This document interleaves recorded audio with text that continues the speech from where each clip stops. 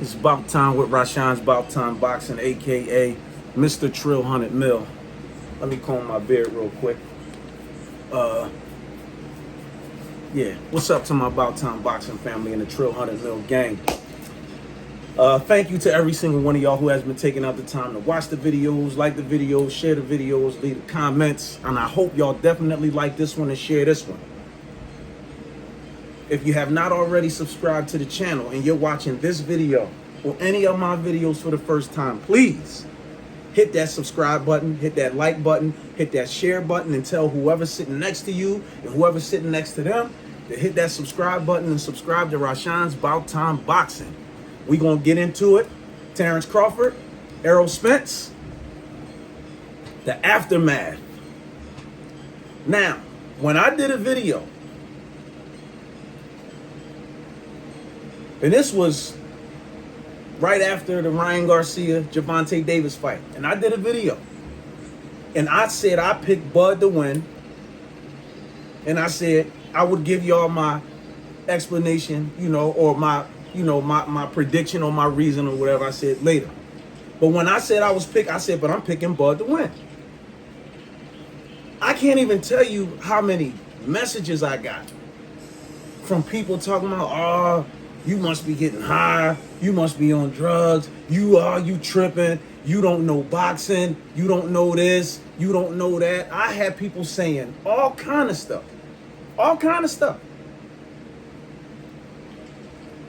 But I told y'all that he would beat ERROL Spence. Now, it's certain things that people don't pay attention to when you see. This is what I mean about. Now, listen, I said whether I like a fighter or don't like a fighter, I give them their credit. When ERROL Spence fought Ugas, I gave him his props, and I said how he would beat Ugas. I said that he would walk Ugas down and stop him late. And I said that Ugas was a C-plus fighter. Oh, blah, blah, blah. He beat Pacquiao. He beat a shell of what used to be Pacquiao. Now, I'm saying all of this stuff because I'm getting to a point. Now, when I said that, everybody said, oh, you tripping. You don't know what you're talking about. Ugas up there with the top guy. Ugas is not up there with the top guys. He's not. Now, remember when Adrian Broner came up to 147 to fight Paul Malignaggi? Now, when Broner was doing most of his stopping people, he stopped a few people at 47, maybe 2 or 3. But most of his stoppages came at 140. Some people power don't go translate with them. And when everybody kept piping Broner up saying he was going to be the next Floyd, next this, next that, you know what I said to everybody? I said nobody paid attention to the fact that when Danny and Sean Porter fought Paul Malignaggi, they stopped him. Paulie still got 7 knockouts to this day. I said Broner couldn't even hurt Paulie. And realistically, because Paulie didn't have no pop, they gave that fight to Adrian Broner because he was the prospect. They was building him up. They was doing all that. I said, but the fact that he couldn't hurt or stop Paul Malignaggi should have been an indicator. But people don't pay attention to that. Same thing, my point. When ERROL Spence, Mikey Garcia came up from 135, 140 to fight ERROL Spence at 47. Spence couldn't hurt Mikey, couldn't stop Mikey. That didn't tell y'all nothing? Now, listen, I'm not discrediting ERROL Spence or taking anything away from him. But when you see, some of y'all are just fan people, fanboys, fangirl, whatever you want to call it. Some of y'all just fans of fighters that y'all like, so no matter what the situation is, y'all gonna. But for people like me, Rebel Life Boxing, and a few other channels, we can't be biased. We gotta, you know what I'm saying? You gotta call it the way you see it. And I told everybody that Bud would beat ERROL Spence. And you know why he beat ERROL Spence? For the same reason he beat Sean Porter. And if y'all looked at the video before he fought Sean Porter, and I said why he would beat Sean Porter, it came down to adjustments. That's what I said, adjustments. ERROL Spence fights one way. And with that style, if he gets in trouble, he can't make adjustments with that style. The only choice he got is to keep trying to apply pressure, try to get you against the ropes, or start trying to wham and bomb on you. And what happened in that fight with Bud? Bud knocked him down in the second round. Knocked him down in the second round, and he got two knockdowns in the seventh round. Bud is, and for everybody who was, you know, like when everything leading up to the fight, and then Derrick James. Derrick James. I respect Derrick James, but the issue I got with him, because I know when you promoting the fight, everything, you know, the press conference and, you know, things get heated and all that. But the fact that everybody kept trying to disrespect and demean Terrence Crawford's resume and comparing it to ERROL's resume and then talking about now I don't want to hear nobody talk about the car accident. I don't want to hear nobody coming on here talking about the car accident. No, well, you know he ain't never been the same since the accident. Some of y'all said, oh man, he even better since the accident. He indestructible. He's this, he's that. But a lot of y'all was disrespecting, and I did numerous videos about Terrence Crawford's resume, comparing it to Errol Spence. And a lot of y'all told me I was crazy, I was tripping. Oh man, you don't know what you talking about. We unsubscribing to your channel. We ain't listening to Rashawn's About Time Boxing. So you don't know what he talking about. Man, Bud resume is garbage compared to Spence. Oh, blah. Oh, you going... I heard all of it. And I don't want to hear nobody now. Don't flip it. You know what I mean? Don't try to double back and say, oh, no, I didn't say it. A lot of y'all left comments calling me crazy. I didn't know what I was talking about. A lot of y'all disrespected Bud's resume. And realistically, it was a 9th round stoppage, but it looked like Bud was a little relentless. He could have pulled the trigger in the 8th round or the 7th if he really wanted to. If he would have pressed it, he could have stopped Spence earlier. But I said that if he stopped Spence, it would be a late stoppage. Same thing I said.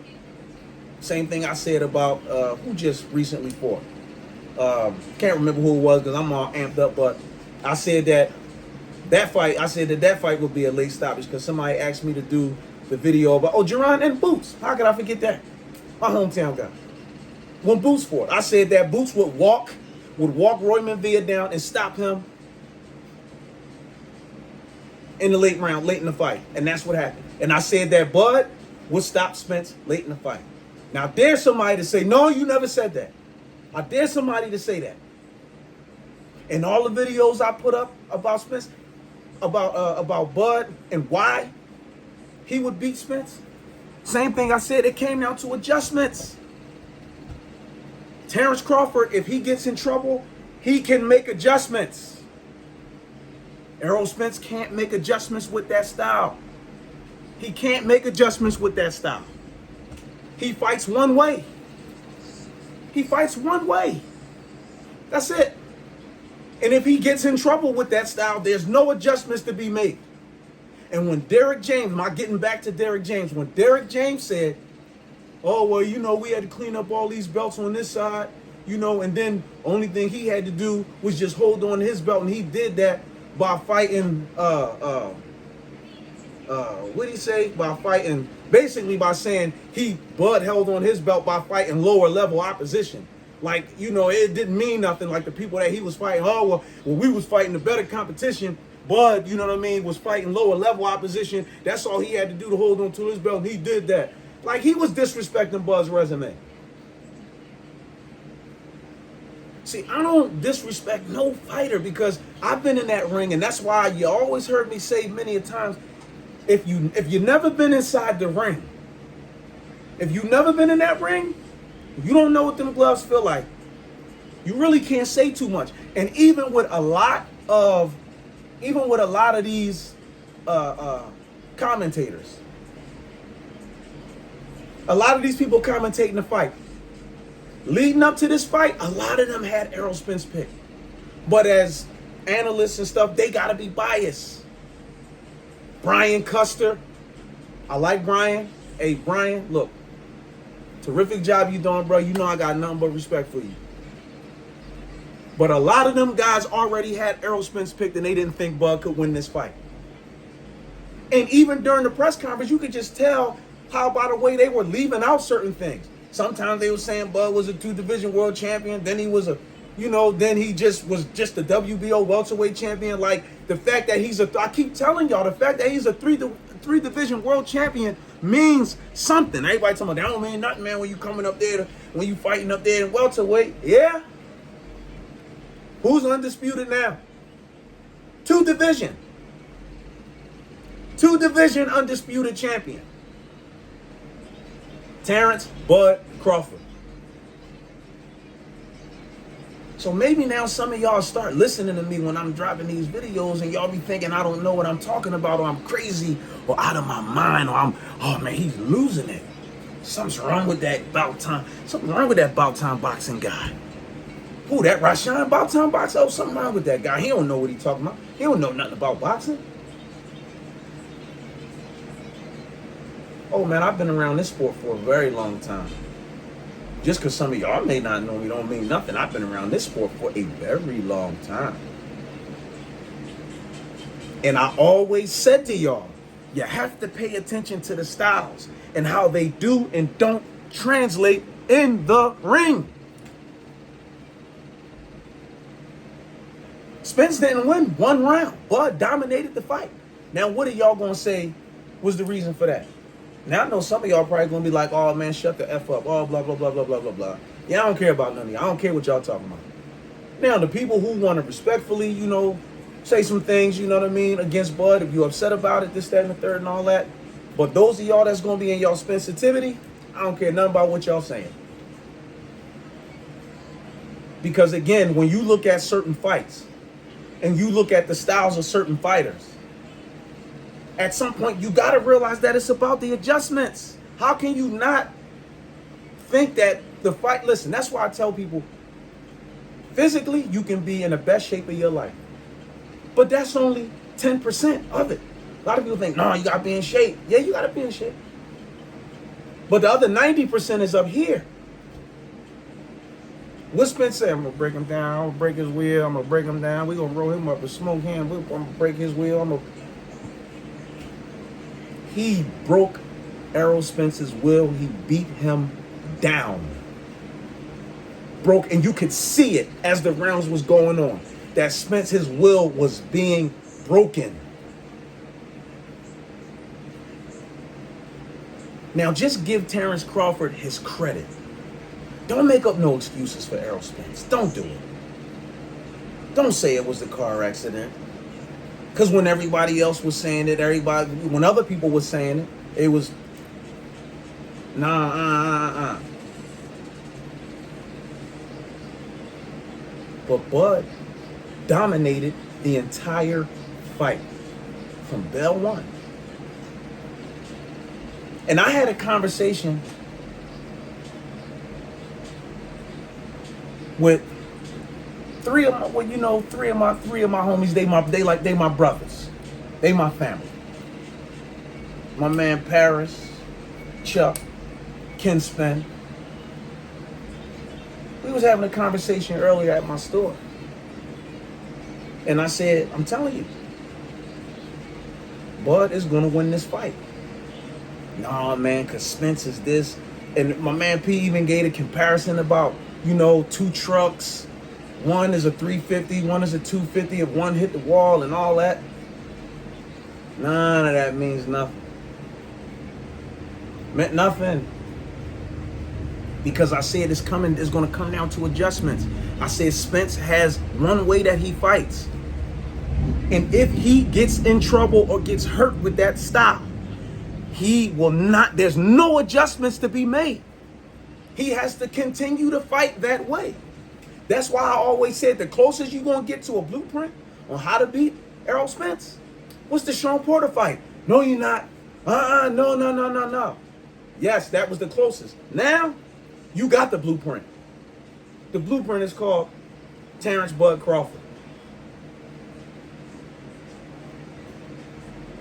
He was sharp, he was smart, patient, he was accurate, calm. He was all those things.